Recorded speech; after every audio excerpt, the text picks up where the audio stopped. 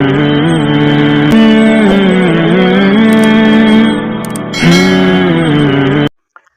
اللہ الرحمن الرحیم۔ السلام علیکم ناظرین، حضرت یوسف علیہ السلام جب مصر کے بازار میں بکنے کے لیے گئے اور ایسے جاہو جلال کے وقت جبکہ یوسف علیہ السلام کے حسن کا بازار نہایت گرم تھا، جبکہ ہزارہ مرد و عورت بے خود اور بے دم ہو کر مر رہے تھے۔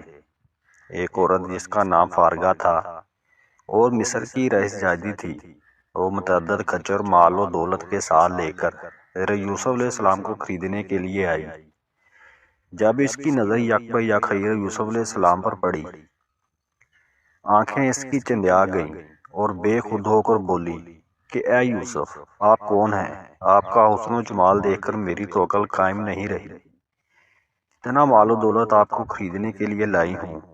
اب آپ کو دیکھ کر مجھے معلوم ہوا کہ یہ ساری دولت تو آپ کے ایک پیر کی قیمت کے برابر بھی نہیں، لیکن یہ تو بتائیے کہ آپ کو بنایا کس نے ہے؟